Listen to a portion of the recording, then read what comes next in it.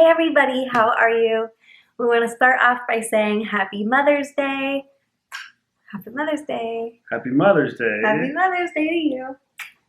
So we are doing a video. This is our third time doing the same video. You guys would not believe it. We just get so into it and it's really hard to condense it down.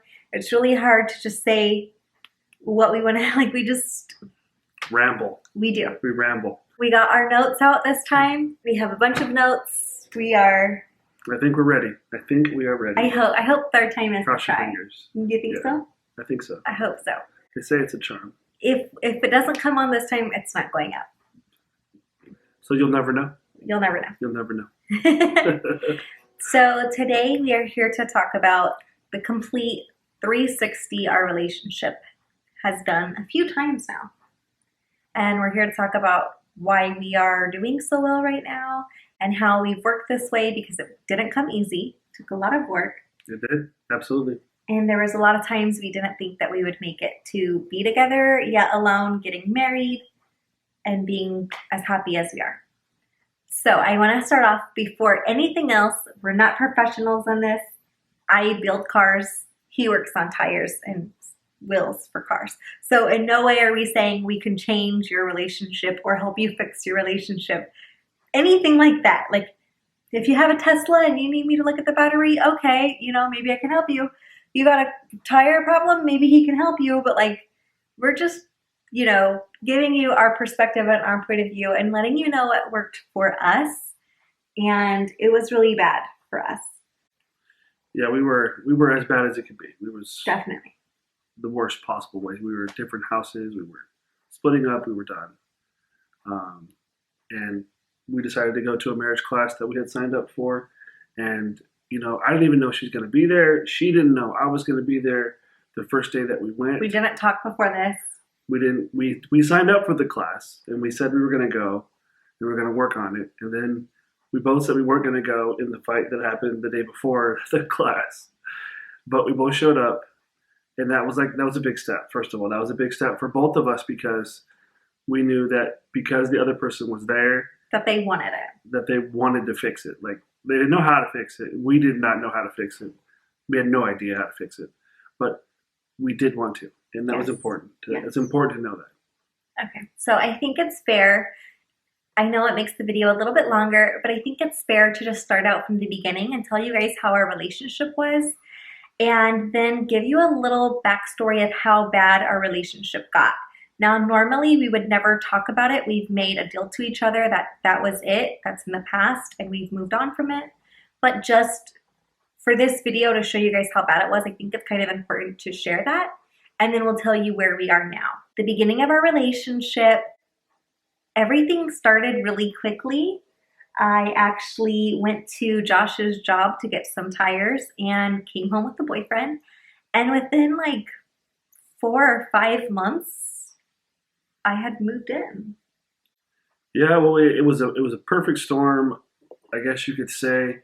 My roommate moved out, my brother roommate moved out, and Deborah was in between houses, and she was kind of living on someone's couch. No, I wasn't. Well, I was living with Michael and Kayla. But you were in someone else's house. Yeah. You were in someone else's house, and she needed to move out, and I needed a roommate, and we talked about it, and then they moved in. It was... Yeah, really quick. It was quick. It was way faster than normally you would integrate two families. That was with the kids. It was hard. It became a lot of problems because with kids, that was probably not the best idea. Definitely not. It was definitely not a good idea with the kids, but it also made it easier because Clayton and Bethany were in love with each other from the moment they saw each other.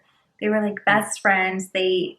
Bethany cried the whole way. When we left the park, when we first met Clayton, Bethany cried from the second we got in the car till we met back with them and had lunch. She cried the whole time. And Josh called me with a screaming kid. Clayton's never cried before, but he's screaming because he misses your daughter. And I'm like, let's meet up and go to lunch. So from the moment number one, they got along super great, which made it much easier for us. And that's kind of also how we moved in so quick. But everything was great. You're always on like your best self at the beginning of a relationship.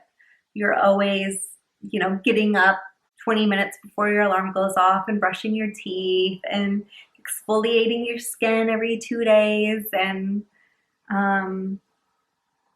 you didn't do any of those things? No. Okay, well, I did. I was working real hard. And it's like your best version, right? Like, But so the time you spend together is new. It's an event. yeah. And so you make time for each other. And so we had our honeymoon year, essentially. Yeah. We had it very early. Josh didn't play Xbox for like a whole year. Our relationship was good, you guys. I never ignored my girlfriend. It was just different. Like how things are is new. And she felt all the warm and fuzzies, how you feel in a new relationship. You don't see the warts. You see past any issues that they have. And you you're infatuated. Definitely. You're infatuated. And so after that infatuation wear off, which it always does in every relationship, you don't get the warm and fuzzies all the time.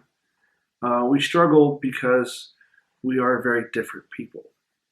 And that was our biggest fight. That was our biggest cause of our fight, is that our personalities are different. Our mentalities, how we see the world, can be different. And even our organization is different. So she's a go-getter, make a great plan, go knock it out, plan for all contingencies. If you get something you have to get done, do it right now, get ahead of it. And I have to stay busy. For me to be happy, I have to stay busy constantly. And for Josh to be busy, or for Josh to be happy, he has to not be busy. He needs a day off. And when I say a day off, I mean off. Like, he doesn't want to put his socks away in the dirty clothes hamper off. Like, thanks, babe. Thanks. Like, he wants me to chew his food and then feed it to him. Like burst out. It's called burst out. He's off, you guys. And I don't ever want a day like that. Like, I always need to be going. And that's what makes me happy. And if I have a day where I'm stopped or I've been stopped too much, I get really, really depressed and it really starts messing with me. And like right now during quarantine, I've loved being home. I've loved cleaning all the time. I've loved being with my kids, but like I'm not busy enough and my house just keeps getting dirtier and dirtier every time you turn around. And it's really messing with me. So we're exact opposite in those ways. This would be wonderful for Josh and horrible for me. And I'm the one at home and he's the one working. It's really hard. But as we realized later on, our relationship devolved into the same argument that wasn't resolved. And the argument was basically that the person was different. The same as. And so her fight would be, why can't Josh just do it like me? Yeah. And I'd be like, why the hell is she so psycho? Why is she so crazy? Yeah. And it was the same fight. And it would be different settings and different opportunities and, different things we were actually fighting over, but it was the same thing. Yeah. It was the same fight. It all came down to the same meaning. It all had the same meaning behind it. And when you look up all the bad ways you fight, and I had some notes here for the bad ways you fight. Number 1, withdrawal. You avoid others or alienate yourself without resolution. You sulk or you use the silent treatment. Deborah would do that one. I would avoid her, but Deborah would give me the silent treatment big time. Earn it mode. I would go into earn it mode when we were fighting and try to earn her being more nice and polite to me. And my love language is acts of service. Mm-hmm. And so I would get mad, so he would earn it. Like, I would be like, no, he hasn't done nothing. He's been so lazy around the house doing nothing. Like, I'm going to get mad so he can go clean up after himself. And I would just get mad. And he'd be like, oh, I guess I should clean up after myself. I'm like, oh, this is amazing. Like, it worked. But I didn't like it. But I didn't like it at all. And so I would never want to do anything unless I was getting credit for it. If there was cleaning to be done, when Deborah was not there, I was not doing it. Because if she didn't see me do it, well, what does it count? It doesn't count. I need my money. I need my points.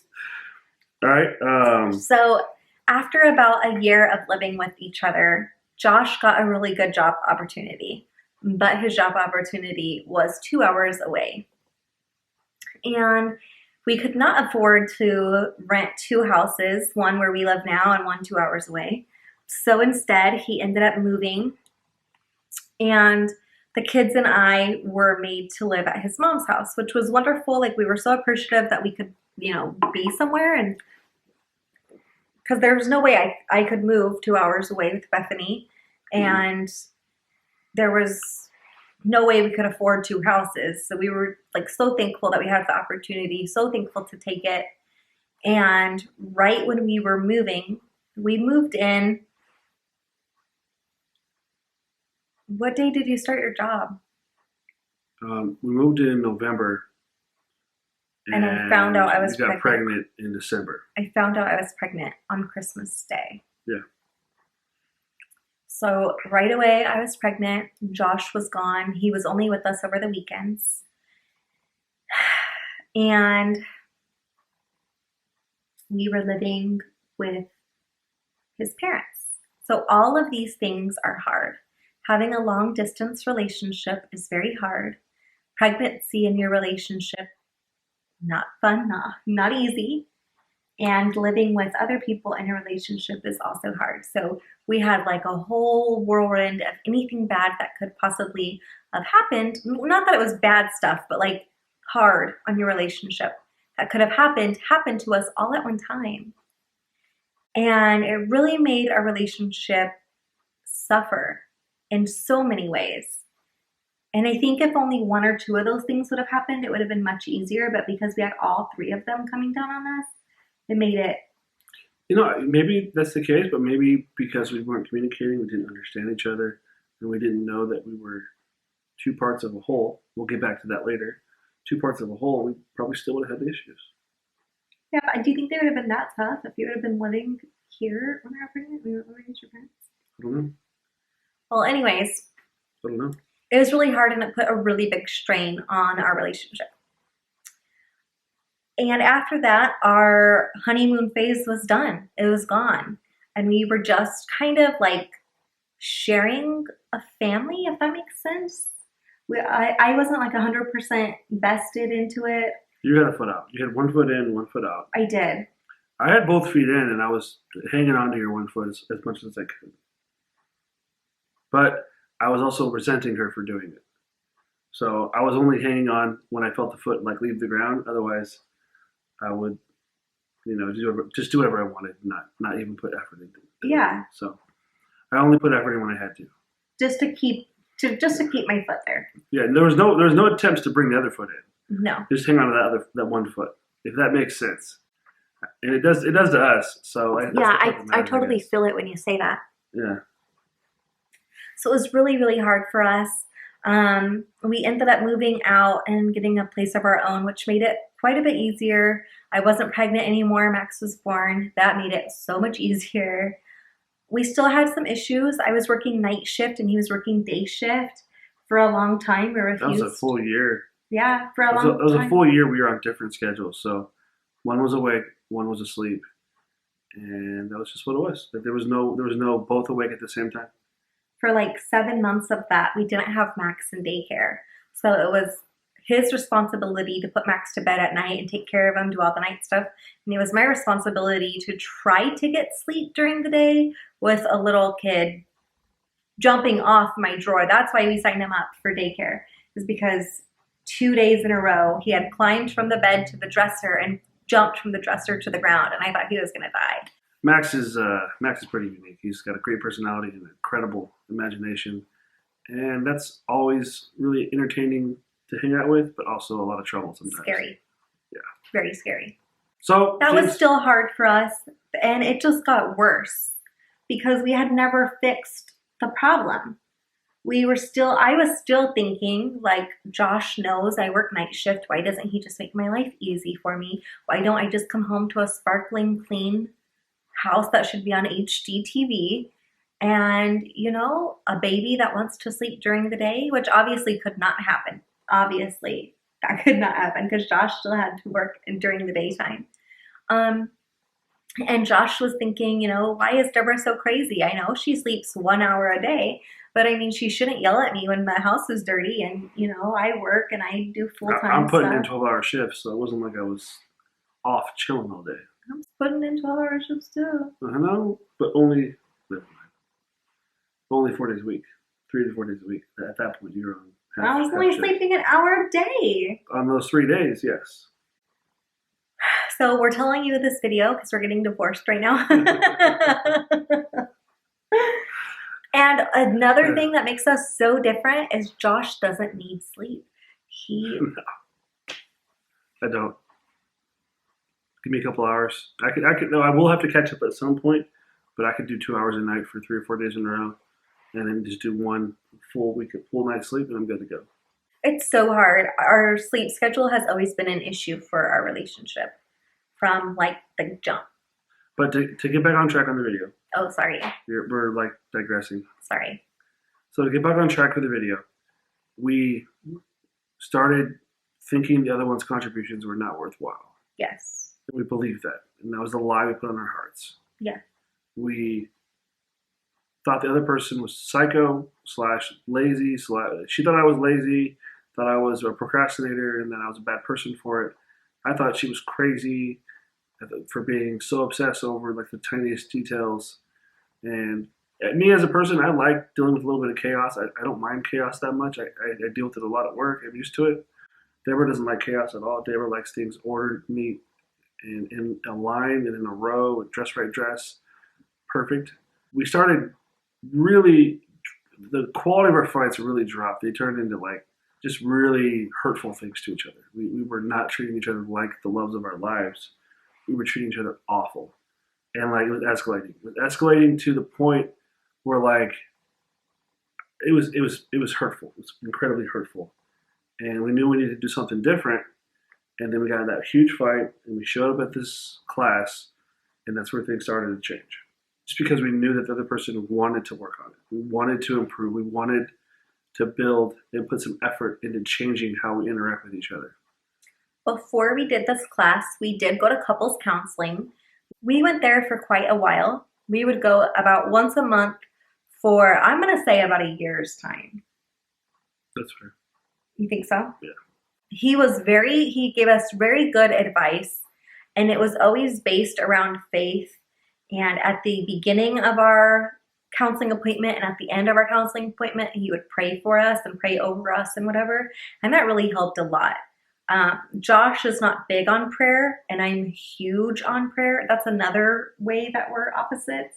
The classes really did help, but they weren't helping enough. They were helping where we wanted to work on it and we wanted to get better, but we still didn't know what was really wrong with us. Like we couldn't diagnose the problem. You have a sound in your car, right?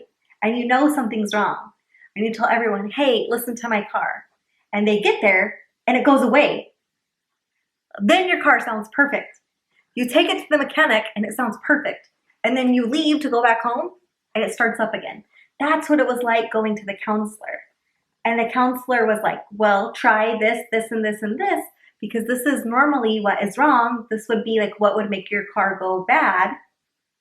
But we still couldn't get like the correct diagnosis on what was wrong with our relationship. It was like a Band-Aid. We were putting a Band-Aid on a problem, but the problem needed surgery. Definitely. That's what it was. Definitely. So I like cars better than surgery, but definitely. So we went into this class, and I don't know about Josh, but I kind of thought it was going to be the same stuff we had already did at couples counseling. However, these classes were like $25 for a session of 6 or a session of 4. I don't know. We've taken so many of these classes. Every class that they had for marriage we've taken. So it's hard to find out like which class is the best for us or how much it costs. And we were kind of thinking it's probably going to do about the same. This class was $25. Our counseling class is $125 for 1 hour. So we're like, I mean, at the end of the day, it's still going to be like the counseling class. We can still put Band-Aids on it and see how far we can get, how successful in our relationship we can be. And honestly, we were both thinking like, worst case scenario, at least we'll learn something about relationships. For our next one. I mean, we were both thinking that, and it's hurtful to hear it, but we were both thinking that at the time. So We were. So we get into the first class. They give us workbooks. They give us pens and papers, and they immediately make us start communicating, which we had not done the previous week. We were like, I was getting the silent treatment, so I was trying to like get her to talk to me, and then I was getting mad that she wouldn't talk to me for like a day or two, and so then I stopped talking to her, and I started doing things that I knew would piss her off, and then she'd get more mad and give me more silent treatment, and it had just been this stupid childish fight for like a week long.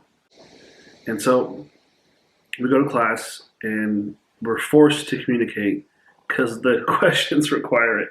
We're required to talk to each other to answer them. And so it was just weird. For me, it was weird to just talk to you. It was just weird. Like all we had done was fight for so long. Yeah. So it was just weird. And we're obviously not fighting during these meetings. We're obviously like not putting anything negative out there in these meetings because we're around, I don't know, 10 other couples maybe.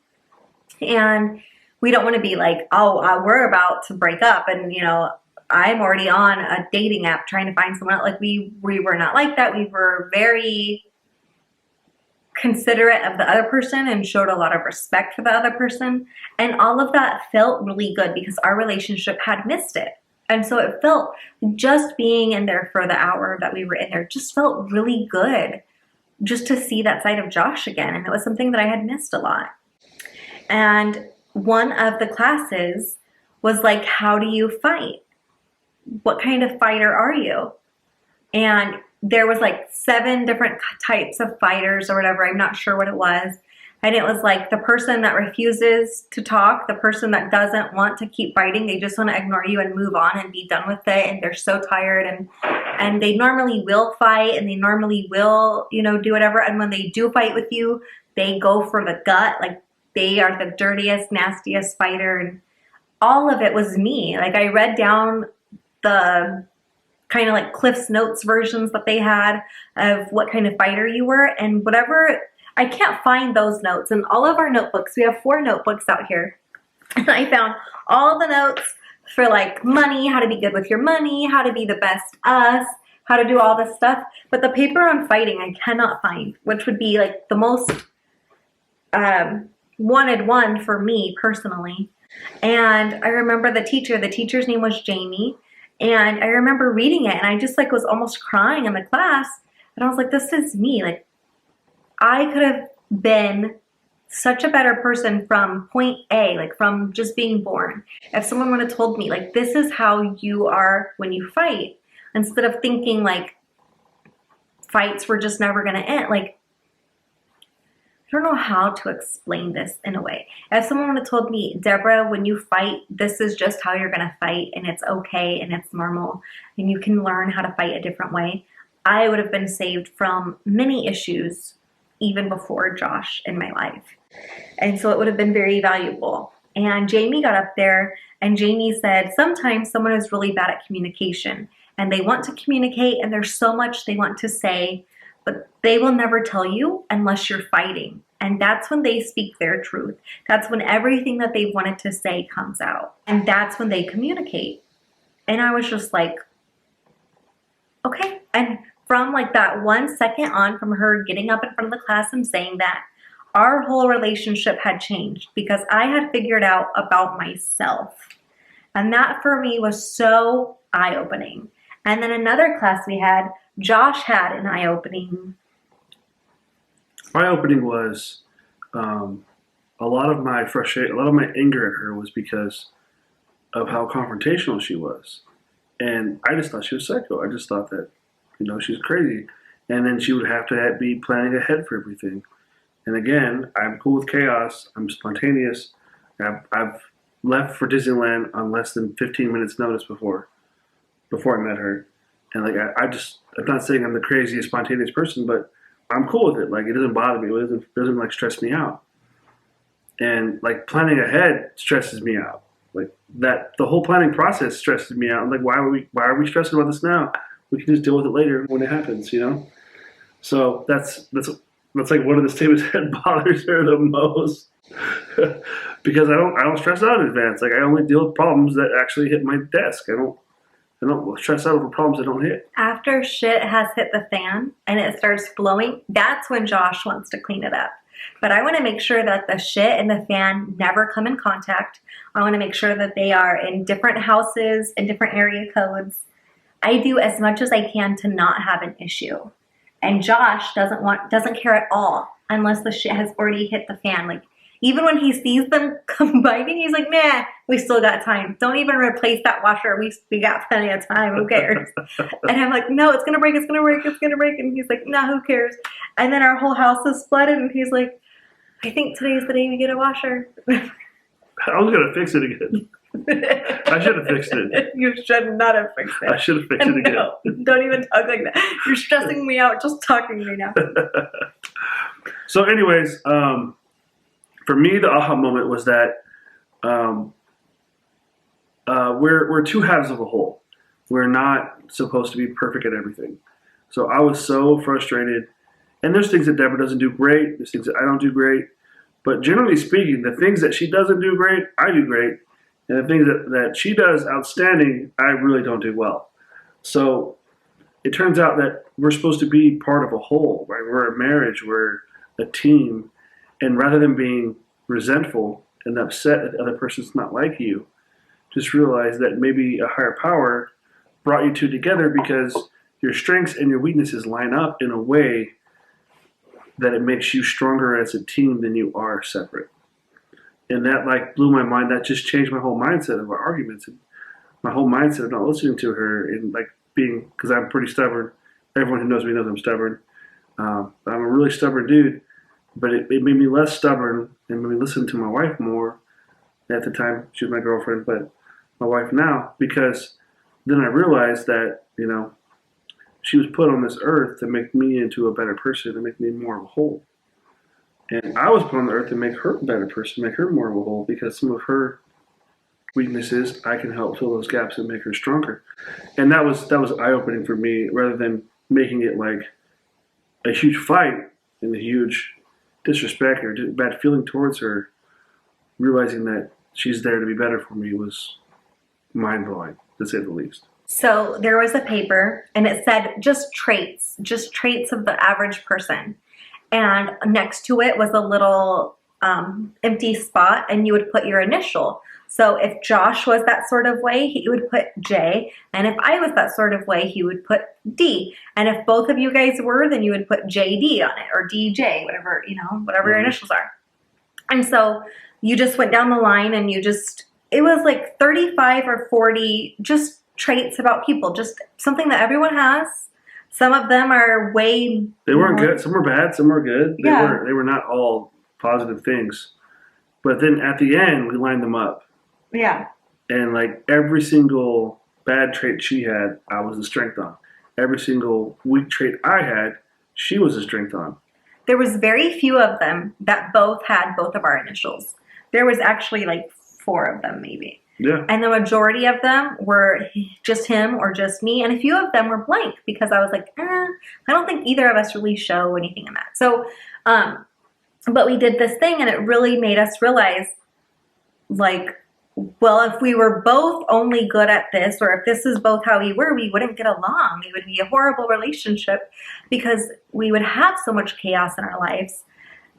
Everything would be flooded every day. The house would not be organized at all. It would be a complete pigsty. And then after CPS was going to be here to take our kids away, we would be like, no, we can clean up. We like stress. We can, don't worry. You know what I mean? Like, that's what we would be like if we were both Josh. Well, we can say I'm the fun parent and Deborah's the less fun parent. Definitely. We can be honest and say that. But part of that is, that's just who we are as far as part of that goes. But I still have to learn to not always be the fun parent and give her chances to be the fun parent. Yeah. And so after we realized this, after we realized this class, we started to grow a lot closer. We started to really communicate for the very first time, to really respect the other person for who they were for the first time in a long time. And that was our biggest problem. We didn't respect each other. We thought, I thought she was a douchebag and she thought I was a douchebag. And there's no like common ground if you think they're bad people, So when we realized that, our relationship it was a complete 180, not 360. It was a complete 180 because we changed directions. Okay. We did a complete 180. We changed directions. We got engaged. Shortly thereafter, we still volunteered for all the classes after that because of how much it helps. And if you have, you don't have to go to church, whatever, but whatever you do, if there are like, marriage classes, it's like a sport, or it's like for the guys, it's like a sport, or it's an event, or it's a hobby, right? If you don't practice at it, and if you don't try to get better, you won't get better at relationships. You won't. You have to work at them. They don't come for free. You're not. It's like golf. There's no naturals. You have to work hard and get better. And that was the biggest thing that we learned, and we focused on that. And we're not perfect now. Like we had a fight today. I'm pretty sure we had several. But we learned how to fight differently so that things resolve and things fix. So we got married there. Got married a year and a half later or so. We got engaged about 4 months or 5 months after the class. And we really just, have turned a corner as far as we go, and we are so much better. We are. A bazillion times better. And now, with our relationship, we are better than we were when we were at the honeymoon stage. For me. Is that how you feel? Yeah, 100%. Yeah. It's so much better than when we first met. And I am just who I am. And I don't have to fake, like, if I'm going to kiss him, I still do go in and brush my teeth, of course. Like, of course I do. Huh? Did you say no, I don't? No, I didn't say that. I said not needed. You said not needed? Yeah. I was like, yes, I do. I don't come out early. But yeah, like I'm happier now, and it's easier now because I know we're not supposed to be the same. And I know there's things that make it easier for him. And I know there's things that I just need to take control away. Just like, yes, I would love to prevent something from happening. So we're still learning. We're still getting there. We are still different, but in a lot of ways we're growing into, I can handle stress better now because I've seen how Josh handles stress. And Josh is more clean and more organized now because he knows how I clean and organize. And we're kind of like molding into better people of ourselves because I have this type A personality of me, and I'm learning to mix it in with type B and kind of like go with the flow a little bit more. And Josh is planning a little bit more. And right now with everything going on in the world, it's been great that he's been planning more. Like, it's helped his business, it's helped his success, it's helped our finances. Like, everything's kind of better for the changes we've made, just to be a little bit more in the middle, kind of. We're definitely we're polar extremes in several areas, and like she says, as we've started to like attract each other towards the middle. Yes. If you will, we were extremes in certain areas, and we're moving towards the middle. We're not the same person. We never will be, but we're definitely understanding each other's perspective a lot more. Yeah. And reacting to it a lot quicker, as opposed to just being frustrated by it. And we were so opposite that it was really hard to be on the same team. And the more we get to like that middle ground, the easier it is to become the team. And you kind of like read my mind with something. You'll be like, you know what, before we move on to the next step, kids, you need to clean up your mess before we do this. And for you, I'm like, yeah, whatever you want to do, just go out and have fun. And like, I let you do more like the sporadic stuff and stuff that you're really good at. And, so it's definitely making it easier. So we're letting you know how much a relationship changed and how good we are. But with this comes, how bad were you? How bad were we? So the worst day that we had, there was a physical altercation between us. I had her phone, and the reason why we had been fighting is because she had been talking on the phone to someone else, and I was super jealous. We had decided we were going to break up. We had told each other we were done, whatever, and we had not communicated very much for a couple weeks, but we were still living together.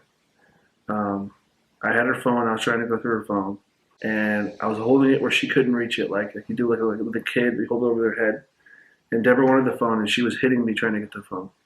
And I went and saw a divorce lawyer, or a custody lawyer, because we weren't married at the time. And I got some I don't know if it's good advice or bad advice. At the end of the day, I guess it was good advice. But I moved out with the kids. I took my son, I took Max, and I moved out, and I kept custody because of the physical altercation we got into. And I was going to use that to try to leverage full custody. And we were going to go to court and hash it out. Yeah. Full bore, full complete custody battle over Max.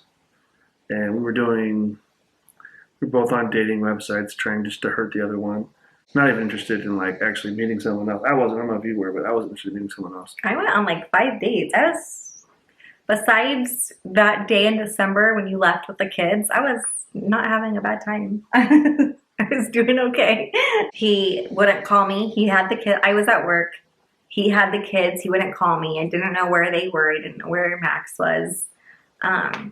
Bethany was with her dad because I had been at work, and Bethany's dad knew a little bit of this. And so Bethany's dad was talking to him saying like, me and you should go together and get custody away from Deborah from everything. And it was really hard. It was a really hard. Yeah, I was colluding with her ex. Yeah.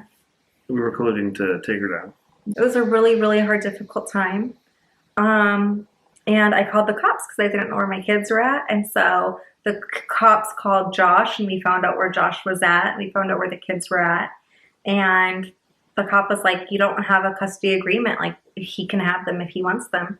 And so the plan was, well, I'm going to call in sick tomorrow, and when this guy goes back to work, I'm going to take my kids back, and he's not going to see them again. And we were really, really dirty, nasty with each other. And when I fight nasty, you guys. Like, I do not fight to protect the relationship of anyone. Like, I fight to win. And it was really bad. It was probably as low as I've ever been in my life. But it was a hard time. It was a incredibly difficult thing that we went through. And we've made a rule that even if we don't last, like, we're not saying we're going to get a divorce or anything, but even if we don't last, we don't end it like that. You know, we don't end it like that. We don't. Look, it might come across as I was fighting dirty, but there were so many dirty things done to each other. That was just a natural escalation of the events for me. It was just bad. There was a night when she was talking on the phone to another guy on purpose while the kids were at home, and the kids got so upset. The kids got so mad at her over it, and they came and they were just furious. And she just kept talking on the phone. She just didn't care. She was just mad. And she's just trying to hurt me. But she didn't hurt me at all. She hurt the kids. And, like, there were so many different things like that. It just kept escalating into, like, this reality TV show of bad things we're doing to each other. Yeah. So, and I didn't feel like he was hurting enough, so I would do as much as I could to make him hurt more. And he felt like I wasn't hurting enough, so he did as much to me so I could hurt more. And it was bad. It was a horrible. We were so toxic to each other and for each other and in every way possible. We were just awful with each other. So the reason why we can talk about it now and we can move forward with it and not be like that and be in a relationship and be better than we were in the honeymoon phase and all of that is because we got help to get out of there. And we couldn't have done it by ourselves. And it did take couples counseling. It did take therapy. It did take just mourning the loss. It did take being on the same schedule at work. It did take understanding we're opposites. It took working together. It took taking it serious, doing all the homework that came from the classes. Investing ourselves in it. Investing time, making time for each other, making time to have real serious fun. Yeah, dating. Yeah. We had not went on a date, just him and I, since I was pregnant. We had not. And we've been on dating months now, but we can't even go on dates. So we don't even have that option. These are our dates. Thanks, guys. Yeah, these kind of are. But yeah, it took a lot of work, and we were just about as bad could get. I mean, I'm sure people have had worse things in their relationships. People go around and like actually physically abuse other people, and you know, people kill people and people get crazy. But as far as like emotional distress, we were probably as bad as one can do. And I did a bunch of bad things just to make him hurt, and he did the same for me, just to make me hurt, like for no other reason. Uh, and we're not there. Now we are wonderful. We still have issues. There's still some things when he is not prepared ahead of time that I'm just like have like a bunch of little heart attacks before I can move forward. Um, but I don't know. I feel like you were made for me, and I feel like not working through it would have been an injustice. Not only for our kids, like not even thinking about our kids, just for me, like just for Plus, we would have learned all the things that we learned. yeah, We'd have the same problems again. yeah. In a different relationship, we would Yep. have had the same problems. That because unless you change yourself, all the problems you have in your current relationship, They're gonna follow you're you. going to have in your next relationship because you're still going to be there, Yeah, and you are the cause of all your problems in most cases. yeah. So So it's been very beneficial. We're so happy we did it. That was one of the best things we've ever done. Let's go to those classes. for sure. It was like really eye opening. So you want to close it out right now? So we are just letting you know where we came from, and if we can do it, you can do it. If you feel like you're better on without that person, there's no judgment there either. But if you feel like that is your soulmate and that is the person you should be with, and you need some advice, tip, tricks, pointers, anything that we can do to help you, we're here to help you. We'd love to help out anytime. We're not professionals, but we have been through it. So there you go. I'm happy we went through it. You? Mm-hmm. Okay. Well, we love you guys. We'll see you in the next one. If you're a mom, happy Mother's Day. Bye. Bye.